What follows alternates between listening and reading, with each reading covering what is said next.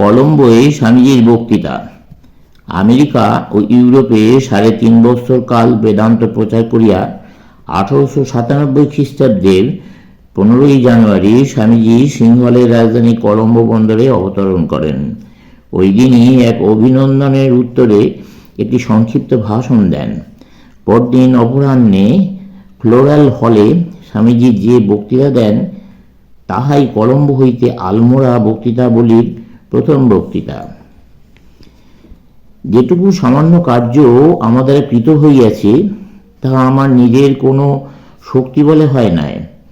পাশ্চাত্য দেশে পর্যটনকালে আমার এই পরম পবিত্র প্রিয় মাতৃভূমি হইতে যে উৎসাহ বাক্য, যে শুভেচ্ছা, যে আশীর্বাদ বাণী লাভ করিয়াছি উহা সেই শক্তিতেই হইয়াছে।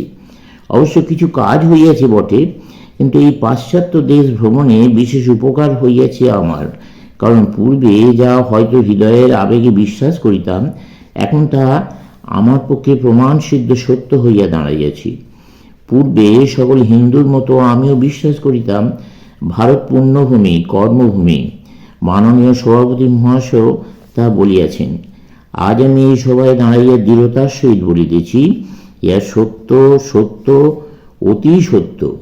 যদি এই পৃথিবীর মধ্যে এমন কোনো দেশ থাকে যাকে পুণ্যভূমি নামে বিশেষিত করা যাইতে পারে, যদি এমন কোনো স্থান থাকে যেখানে পৃথিবীর সকল জীবকেই তার কর্মফল ভোগ করিবার জন্য আসিতে হইবে, যেখানে ঈশ্বর অভিমুখী জীব মাত্রকেই পরিণামে আসিতে হইবে, যেখানে মনুষ্য জাতির ভেতর সর্বাপেক্ষা অধিক ক্ষমা, দয়া, পবিত্রতা, শান্তভাব প্রভৃতি সদ্গুণের বিকাশ হইয়াছে, যদি এমন কোনো দেশ থাকে যেখানে সর্বাপেক্ষা অধিক আধ্যাত্মিকতা ও অন্তর্দৃষ্টির বিকাশ হইয়াছে, তবে নিশ্চয়ই বলিতে পারি তা আমাদের মাতৃভূমি এই ভারতবর্ষ।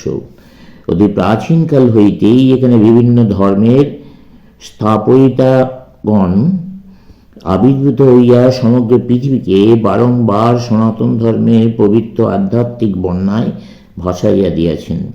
এখান হইতেই উত্তর, দক্ষিণ, পূর্ব, পশ্চিম সর্বত্র দার্শনিক জ্ঞানের প্রবল তরঙ্গ বিস্তৃত হইয়াছে। আবার এখান হইতে এই তরঙ্গ উত্থিত হইয়া সমগ্র পৃথিবীর জড়বাদী সভ্যতাকে আধ্যাত্মিকতায় পূর্ণ করিবে।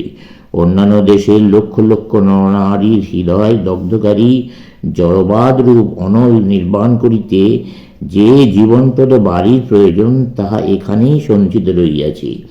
বন্ধুগণ, বিশ্বাস করুন, ভারতই আবার পৃথিবীকে আধ্যাত্মিক তরঙ্গে প্লাবিত করিবে।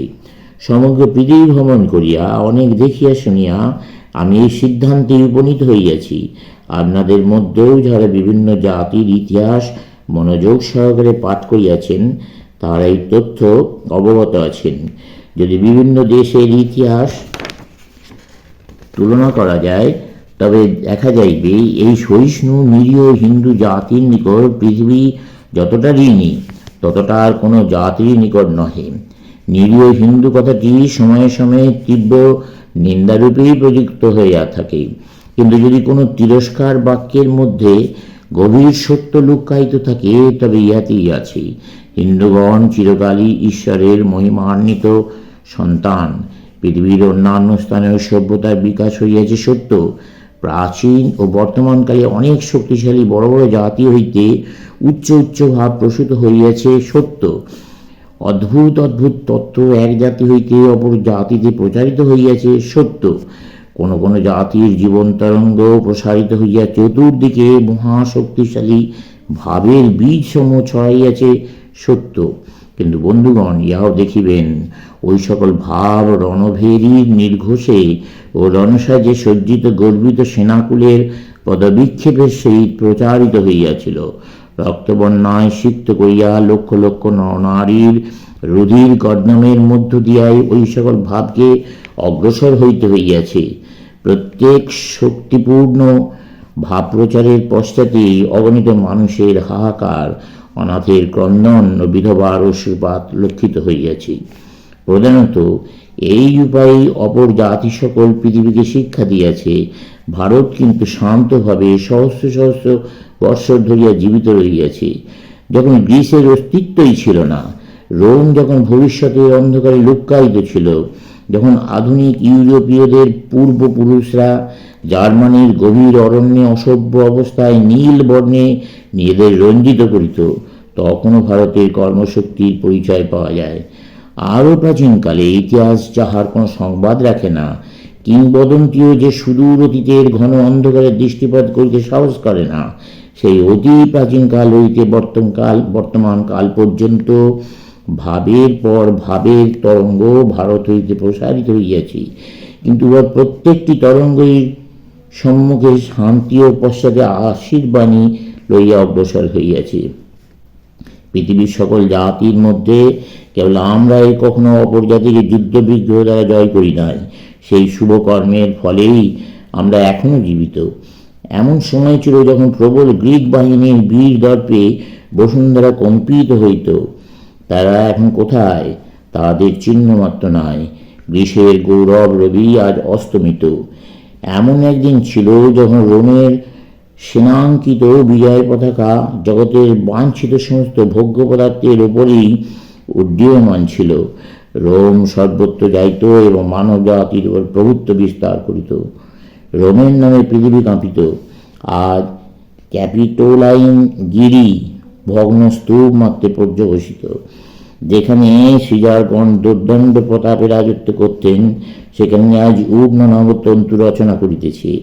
অন্যান্য অনেক জাতি এইরূপ উঠিয়াছে, আবার পড়িয়াছে, মদগর্ভে স্ফীত হইয়া প্রভুত্ব বিস্তার করিয়া স্বল্পকাল মাত্র অত্যাচার কলঙ্কিত জাতীয় জীবন যাপন করিয়া তারা জল বুদ্বুদের ন্যায় বিলীন হইয়া গিয়াছে। এইরূপে এই সকল জাতি মনুষ্য সমাজে নিজেদের চিহ্ন এককালে অঙ্কিত করিয়া এখন অন্তর্হিত হইয়াছি। আমরা কিন্তু এখনো জীবিত। আর আজ যদি মনু এই ভারতভূমিতে পুনরাগমন করেন, তিনি এখানে আসিয়া কিছুমাত্র আশ্চর্য হইবেন না। কোন এক অপরিচিত স্থানে আসিয়া পড়িয়াছি এ কথা মনে করিবেন না। সহস্র বর্ষব্যাপী চিন্তা ও পরীক্ষার ফলস্বরূপ সেই প্রাচীন বিধান সকল এখানে এখনো বর্তমান। শত শতাব্দীর অভিজ্ঞতার ফলস্বরূপ সেই সকল সনাতন আচার এখানে এখনো বর্তমান। যতই দিন যাইতেছে ততই দুঃখ দুর্বিপাক তাহাদের ওপর আঘাত করিতেছে। তাহাতে শুধু এই ফল হইয়াছে যে সেগুলি আরো দৃঢ়, আরো স্থায়ী আকার ধারণ করিতেছে। ওই সকল আচার বিধানের কেন্দ্র কোথায়? কোন হীরা হইতে সঞ্চালিত হইয়া উহাদিকে পুষ্ট রাখিতেছে? আমাদের জাতীয় জীবনের মূল উৎসই বা কোথায়? ইহা যদি জানিতে চান তবে বিশ্বাস করুন, তাহা এই ধর্মভাবেই বিদ্যমান। সমগ্র পৃথিবী ঘুরিয়া আমি যে সামান্য অভিজ্ঞতা লাভ করিয়াছি, তাতে আমি এই সিদ্ধান্তেই উপনীত হইয়াছি। অন্যান্য জাতির পক্ষে ধর্ম সংসারের অন্যান্য কাজের মতো একটা কাজ মাত্র। রাজনীতিও চর্চা আছে, সামাজিকতা আছে, ধন ও প্রবৃত্তির দ্বারা যা পাওয়া যায় তা আছে। ইন্দ্রিয় নিচয়ে যাতে আনন্দ অনুভব করে তার চেষ্টা আছে। এইসব নানা কার্যের ভেতর এবং ভোগে নিস্তেজ ইন্দ্রিয় গ্রাম কিসে একটু উত্তেজিত হইবে, সেই চেষ্টার সঙ্গে সঙ্গে একটু আধটু ধর্মকর্ম অনুষ্ঠিত হয়। এখানে এই ভারতে কিন্তু মানুষের সমগ্র চেষ্টা ধর্মের জন্য, ধর্ম লাভই তার জীবনের একমাত্র কার্য। চীন জাপানে যুদ্ধ হইয়া গিয়াছে, আপনাদের মধ্যে কয়জন তাহা জানেন? পাশ্চাত্য সমাজে যে সকল গুরুতর রাজনীতিক এবং সামাজিক আন্দোলন সংগঠিত হইয়া ওকে সম্পূর্ণ নতুন আকার দেওয়ার চেষ্টা করিতেছে, আপনাদের মধ্যে কয়জন সেই সংবাদ রাখেন? যদি রাখেন 2-4 জন মাত্র। কিন্তু আমেরিকায় এক বিরাট ধর্মসভা বসিয়াছিল এবং সেখানে একজন হিন্দু সন্ন্যাসী প্রেরিত হইয়াছিলেন। কি আশ্চর্য!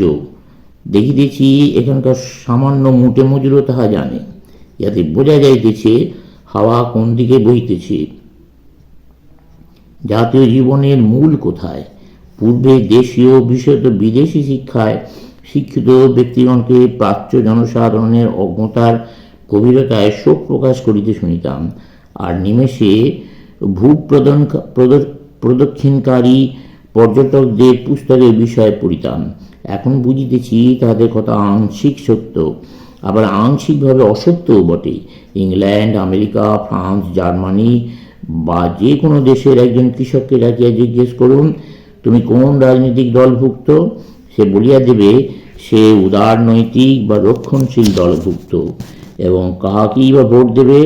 আমেরিকার কৃষক জানে সে রিপাবলিকান বা ডেমোক্র্যাট, এমনকি রৌপ্য সমস্যা সিলভার কোশ্চেন সম্বন্ধেও তার কিছু জ্ঞান আছে, কিন্তু তার ধর্ম সম্বন্ধে তাকে জিজ্ঞাসা করুন, সে বলিবে বিশেষ কিছু জানি না, গির্জায় গিয়া থাকি মাত্র।